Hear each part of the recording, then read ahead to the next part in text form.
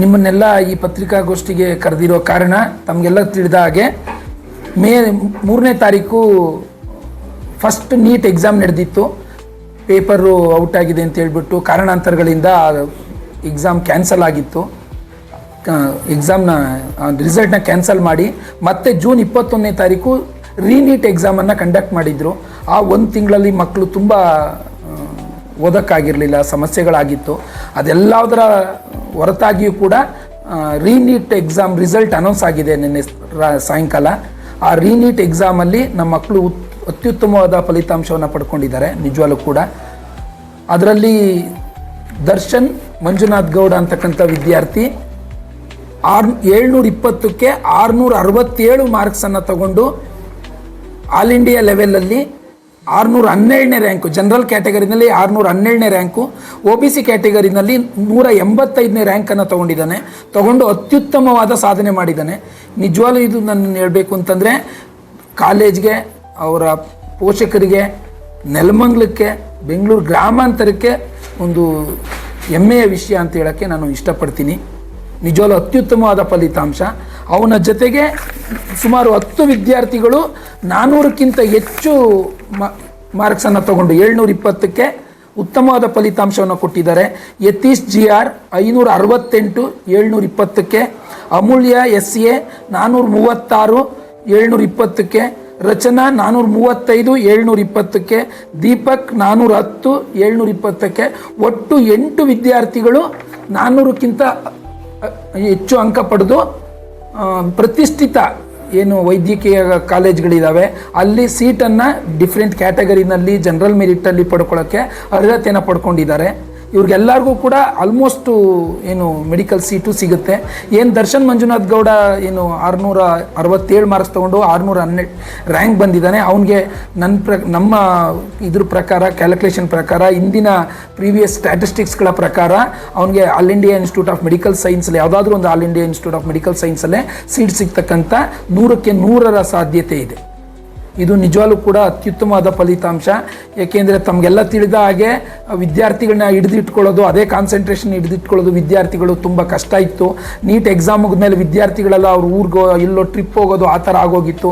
ಮತ್ತೆ ಬಂದು ವಿದ್ಯಾರ್ಥಿಗಳು ಅವ್ರು ಮತ್ತೆ ಓದಿ ಮತ್ತೆ ಎಕ್ಸಾಮ್ ಬರೆದಾಗ ಆ ಒಂದು ಇದು ಇರಲಿಲ್ಲ. ಆದರೂ ಕೂಡ ನಮ್ಮ ಮಕ್ಕಳು ನಾವೇನು 1-2 ವರ್ಷ ನಿರಂತರ ಪ್ರಯತ್ನದಿಂದ ಅವನ್ನ ಪ್ರಿಪೇರ್ ಮಾಡಿದ್ದೋ ಆ ಸತತ ಪರಿಶ್ರಮದ ಫಲ ಒಂದು ಒಳ್ಳೆ ಉತ್ತಮ ಫಲಿತಾಂಶ ಕೊಡೋಕ್ಕೆ ಸಾಧ್ಯ ಆಗಿದೆ.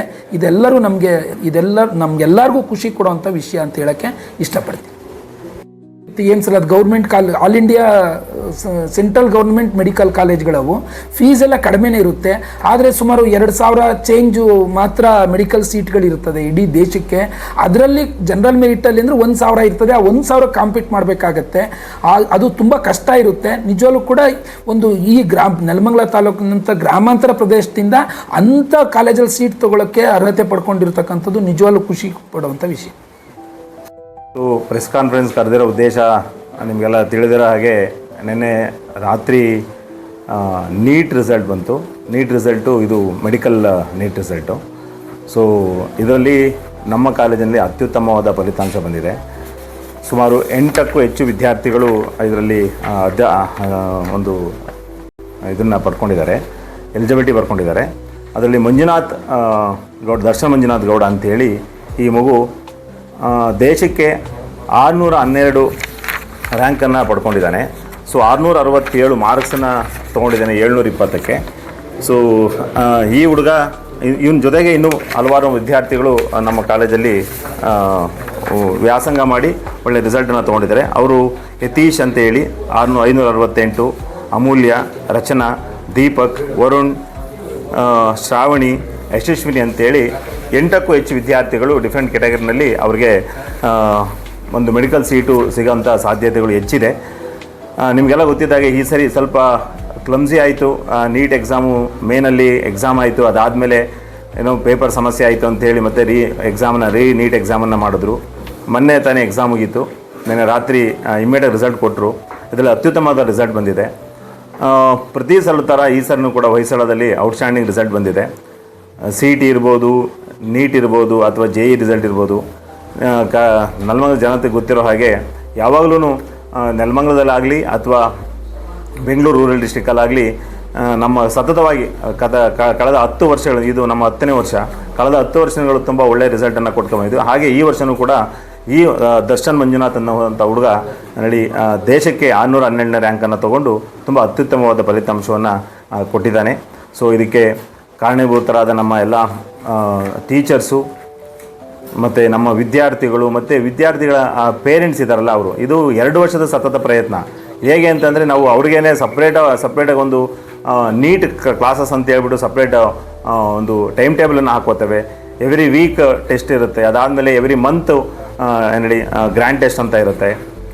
ಹೀಗೆ ಸತತ ಪ್ರಯತ್ನ, ಒಂದು 2 ವರ್ಷದ ಸತತ ಪ್ರಯತ್ನ. ಸೊ ಆ ಒಂದು ಇದು ನಮ್ಮ ಎಲ್ಲ ಟೀಚರ್ಸ್ಗೂ ಸಲ್ಲಬೇಕಾಗುತ್ತೆ.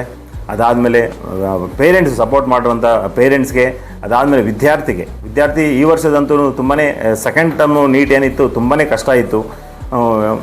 ಎಲ್ಲರೂ ಹೇಳಿದಿರೋ ಥರ ಅನಾಲಿಸಿಸ್ ಪ್ರಕಾರ second result question paper tough ಇತ್ತು. ಆದರೂ ಕೂಡ ನಮ್ಮ ವಿದ್ಯಾರ್ಥಿ ತುಂಬ ಒಳ್ಳೆ ಮಾರ್ಕ್ಸನ್ನು ತೊಗೊಂಡಿದ್ದಾನೆ. ಫಸ್ಟ್ ಟರ್ಮಲ್ಲಂತೂ ತುಂಬ ಒಳ್ಳೆ ಮಾರ್ಕ್ಸ್ ಬಂದಿತ್ತು. ಆದರೆ ಈಗಲೂ ಕೂಡ 700ಕ್ಕಿಂತ ಹೆಚ್ಚು ಮಾರ್ಕ್ಸನ್ನು ತೊಗೊಂಡಿದ್ದ ಫಸ್ಟ್ ಟರ್ಮಲ್ಲಿ, ನಾವು ರಿಸಲ್ಟ್ ಅನಾಲಿಸಿಸ್ ಮಾಡಿದ ರೀತಿಯಲ್ಲಿ.